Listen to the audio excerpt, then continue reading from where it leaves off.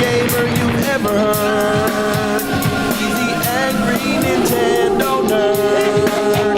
He's the angry Atari Sega nerd. He's the angry video game nerd.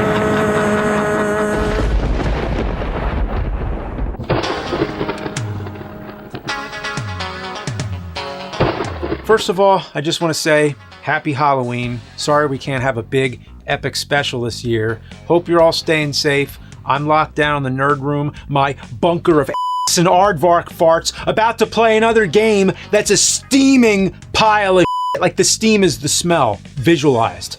So today we have Countdown Vampires. Countdown to me losing my This game was out by Bandai to capitalize on the survival horror craze back on the original PlayStation. If you consider games like Resident Evil and Silent Hill to be the Street Fighter and Mortal Kombat of the horror world, well then Countdown Vampires is the Time Killers. Actually, that's kind of mean towards Time Killers. This is more like the Shadow War of Succession of horror games. Countdown Vampires is often considered to be a clone of Resident Evil. Yeah, if they cloned it from and vomit with barely any trace of usable DNA. I mean, this game is a malformed mistake of a doppelganger that should be destroyed with fire. The game takes everything Resident Evil does right and it up royally. This is a game people should have been fired for. Surprisingly though, they weren't. The developer, a company called K2, went on to relative success after making this.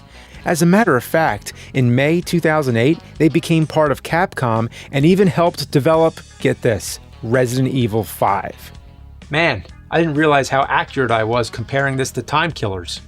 It's almost an exact parallel. If you remember from the Mortal Kombat Rip-Offs episode, Incredible Technologies, the developer of Time Killers, got hired by Capcom to develop Street Fighter the movie, the game. Now, K2, a company that developed a Resident Evil ripoff, went on to actually work on Resident Evil. Once again, Capcom hired a company that made knockoffs of their games to work on the games they were knocking off. What were they thinking? So that's the whole story, but now let me actually play the game and show you why it sucks so— oh, I forgot. My PlayStation got self-destructed.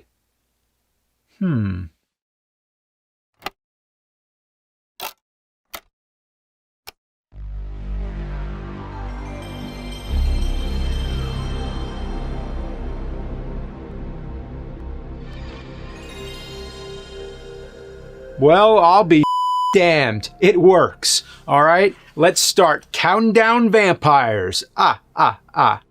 One thing that flabbergasts my ass is that this game takes up 3 memory card slots. I have no idea why, but luckily I have the perfect memory card for it. The first thing you do in the game is enter a name and blood type. I went with type AB for Astro. Then we get this FMV cutscene, which is PlayStation as It tries really hard to look cool and introduces us to the main character, Mark McGrath from the band Sugar Ray. Nah, just kidding. He's a generic named Keith J. Snyder. He's sent to guard a movie director at this horror-themed casino. According to a file you get in the game, Keith apparently murdered another detective, so to punish him, they sent him to work security at a casino. How the does that make sense? A murderer, somebody who murdered people, murdered a detective, and he doesn't go to prison? He becomes a security guard at a casino? Wow. The intro cutscene is all over the place. It introduces a bunch of characters that never come back in the game. Literally, none of these people are in the game except for this security guard and this waitress. And the security guard just shows up dead 1 minute into the game. So pay no attention to this weird SWAT team guy, the movie director, the woman in the red dress, and this gray cat that they show for some reason. I like the cat though.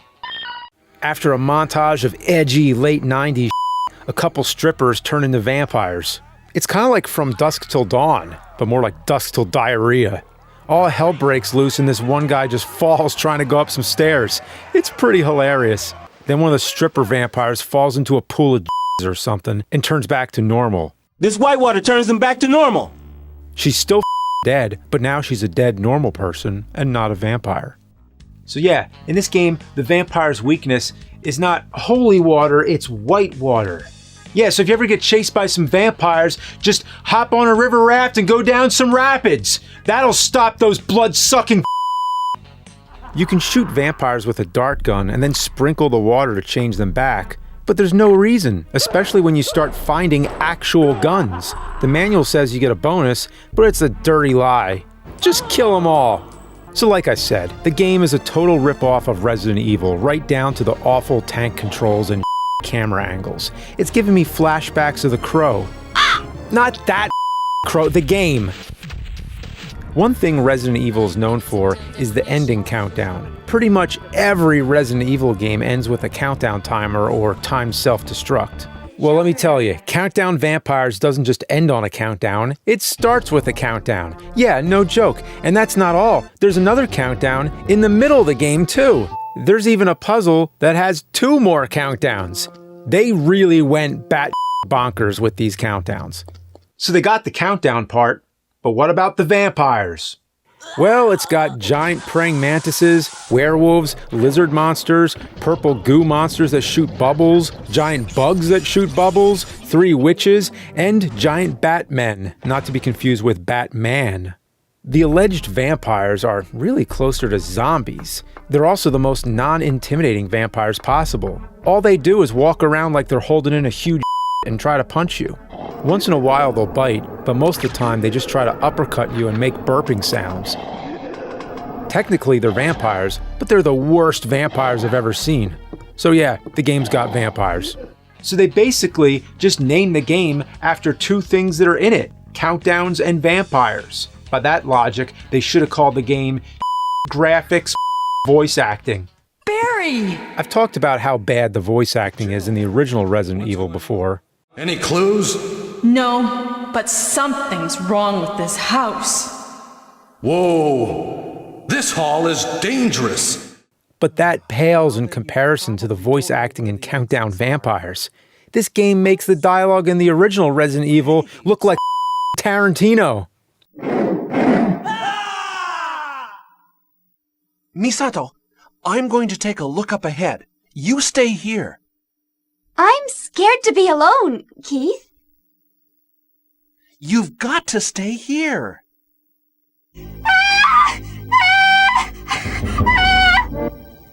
What's the matter? Hey, what's going on? Settle down. Hey, calm down. The main character's voice really doesn't match his look at all. So anyway, back to the game. The first thing that happens is a countdown timer starts, and you have 3 minutes to get out of this area. There's a couple vampires, walking around like morons. They can't even follow you up the stairs. They just walk around in circles. The enemies in this game have some of the worst AI I've ever seen in any video game. It can't even be considered artificial intelligence, more like genuine stupidity. Look at this shit. These 2 zombie things walk into each other and then get stuck. Then 2 more walk over and they get stuck too. This isn't even a glitch or anything. It's just the way they were programmed. The game has you running from one end of the map to another, finding keys, ammo, and files that are riddled with spelling errors. Thank again with much gratitude. Did anyone proofread this shit? There's a lot of words missing spaces like mystical strength and beporing. Even one of the weapons is misspelled in the menu. The stun glove is called the stun globe. How do you misspell one of the first items you get in the game? My favorite is when you find the secret elevator in the stripper pole and it says there's an elevator, but it doesn't turn on the power. I don't even know what it's trying to say. The game seems padded out with barely any content. There's rooms that are completely pointless, like here where it has you climb down a ladder just to run a few feet and climb back up another ladder. Why not just make it one long walkway? There's also rooms that'll be locked, only for the key to be right in the next room. Why even do that? Just make the door unlocked. What was the point of having me go one room over just to get a key? That adds nothing to the game. I haven't talked much about the plot, But that's because there isn't much plot. There's a prophecy about some guy named Gels who will be resurrected, and then there's this weird man in black following you. Where's the girl? And then there's this girl named Misato. Every time you come across her, the main character tries to ditch her. Misato, I'm going to take a look up ahead. You stay here.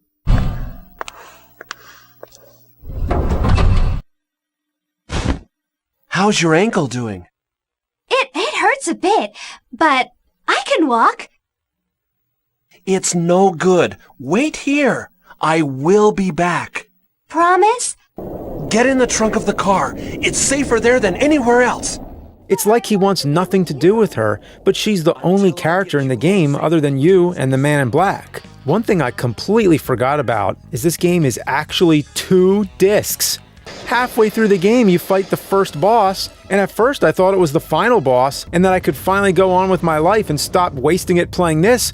But no, I had an entire disc left. And the entire second portion is the same exact thing as the first. Run here, get a key, run back there, use the key, and get another one that opens a different door back where you came from, rinse and repeat. It's more fun to run to the store and go grocery shopping and then come back home and realize you forgot something than playing this. And to be honest, running real-life errands is more challenging than any part of this game. Right here, I'm at the end of the game, and look at all the items I have. I counted, and altogether, I have 834 bullets across 8 different guns, and I'm on the final boss. And it's not like I've been saving my ammo. I've killed almost every enemy. You might think I'm playing on easy or something, but no, I'm on normal mode. The only difference is that in easy mode, the vampire zombies hop around like frogs. That's it. Another thing, I didn't die once the entire game. I'm dead serious. The only time I did actually die was when I tried to die to see what would happen, and it's as dumb as you'd expect. Just look at this. The final boss, or bosses, are these 3 witches that float around and laugh. They shoot Hadoukens and triangles and but it's pretty easy to beat them. Oh, and the ending cutscene is possibly the worst on the PlayStation. It's Master Chew and the Drunkard Who levels of But what are they? Real vampires. Misato, you mean you never heard of Gels? Gels is the Emperor of Darkness. What?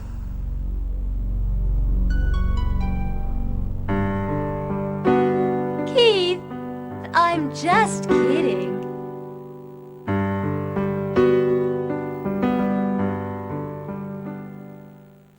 Yeah, that's it. That's the best ending you can get. There's absolutely zero reason to play this game. It came out almost a full year after Resident Evil 3 and 2 months before the PlayStation 2. If you thought this was an early release PlayStation game, I don't blame you. But no, this came out in the year 2000. This was like a fart coming from the decayed corpse colon of the original PlayStation. Looks like if could make a video game. One more thing I want to mention, there's a second story mode you can unlock if you beat the game in under 8 hours. Unfortunately, I was too slow and wasted 9 hours and 37 minutes of my life on this festering heap. And the last thing I want to do on Halloween is spend another 8 hours playing Countdown Vampires. I'd rather get by a jellyfish while I eat a platypus's I mean actually eat the negative space of its So this game, die monster! You don't belong in this world! Ah! Yeah!